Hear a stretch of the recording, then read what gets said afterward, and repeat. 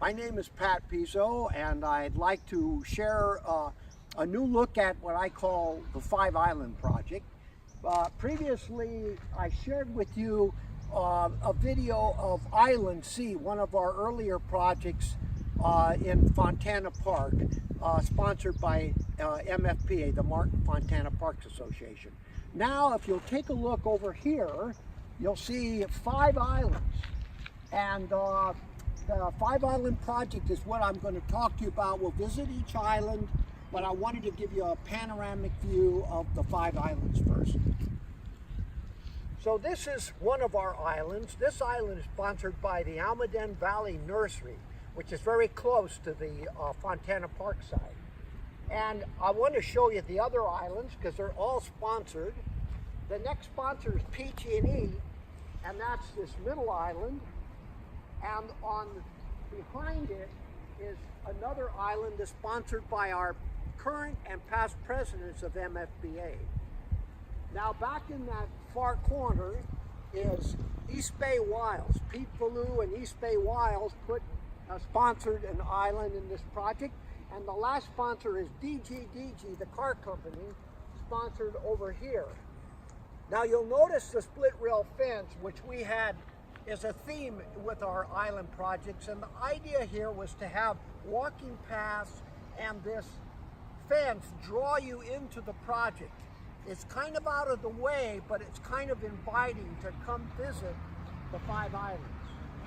Right. Island, and you'll see it's a combination of sages, bladderpod. The tree that you see at the end of the island is a Palo Verde, a very special focus on that. And Dr. Herd Manzanita, we have one on each end of this island, and some coyote brush. I'm sorry, not coyote brush, but coyote mint. And so it's a very nice island. It was just trimmed by the people at Almaden Valley Nursery. By the way, we're here in October and we're having an Indian summer in California. It's very warm.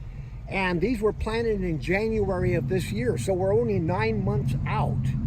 And now, if you'll pan up to this oak tree to our right, these heritage coast live oaks, please look at all those acorns, which I will be weeding for the next 3 months as they fall on the island and become little sprouts. But this is the Almaden Valley Nursery. Let's move on. So this is the Pacific Gas and Electric Company island. I want to notice the feature of the deer grass. These islands are irrigated by a drip system. I use a 1.1 gallon per minute, 18-inch separated drip line system, tech line, and water runs approximately 20 minutes every 8th day in the early morning. So they are watered, and I want to point out that watering is in part responsible for the size of these plants. A lot of these were 1 gallon planted in January, only 9 months ago. So they did a lot of growing during the summer. Notice the deer grass, how beautiful the deer grass looks, not only on this island, but we're going to take a pan over to the East Bay Wiles Island, and you can see in the background the deer grass, and it's in 3 or 4 of the mounds and out in front here. It's really done wonderful this year. On this island we have ceanothus and a variety of buckwheat and so on, but what I'd like to point out is one of my pet things to do is to put a little bit of Mediterranean non-California native in the project for a little bit of color. This is sunset rock rose in the front left, and that rock rose is magenta colored, and it just blends so well with the orange poppies and the blue ceanothus and all in the spring and early summer that I just have to use a little bit in my project. So rock roses are a part of what I feature. Now, this island is sponsored by our MFPA presidents, and what's featured on this island really is a few things, but I want to show you a couple of buckwheats.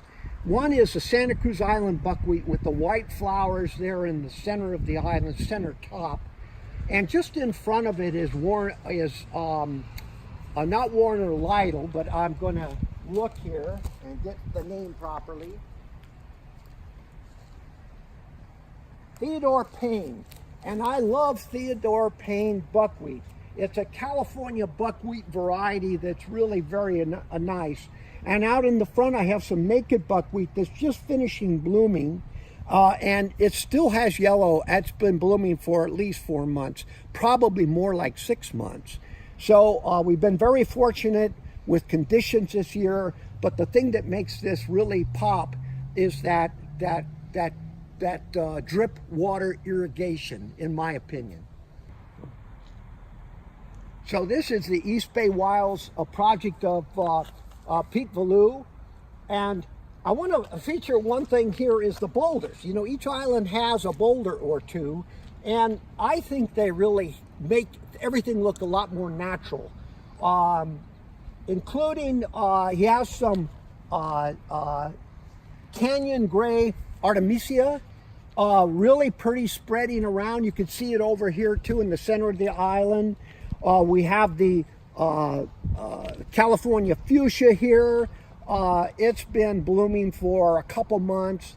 And if we slow pan over to the grasses on the right, that grass is purple 3-on grass.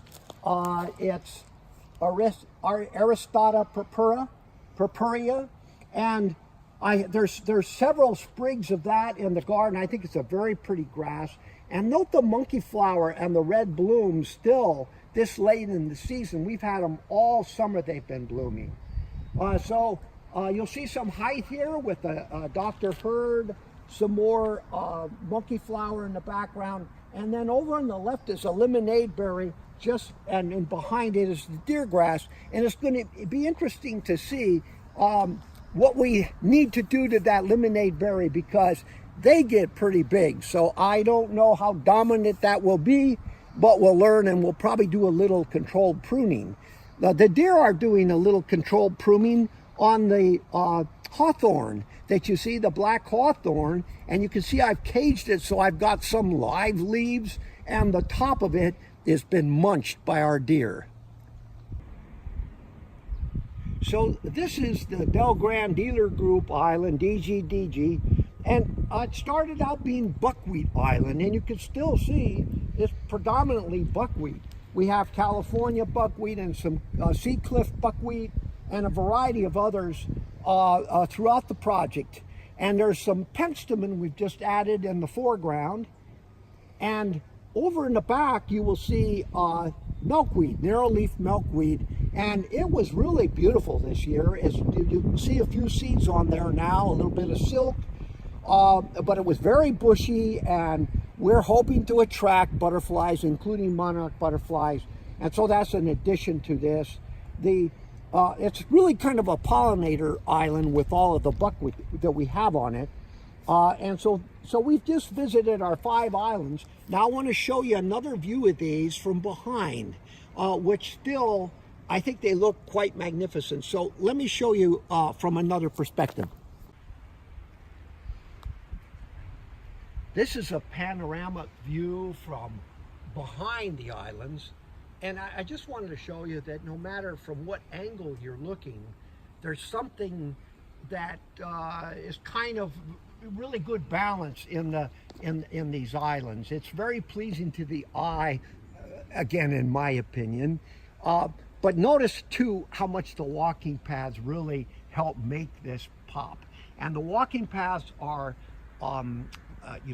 different color than the chocolate chips used on the island. That's to the benefit. They're very curvilinear, and they are crushed granite, about 2 inches, 3 inches of crushed granite. So thank you for visiting the 5 islands. I wanted to show this project in its entirety. Thanks for your time.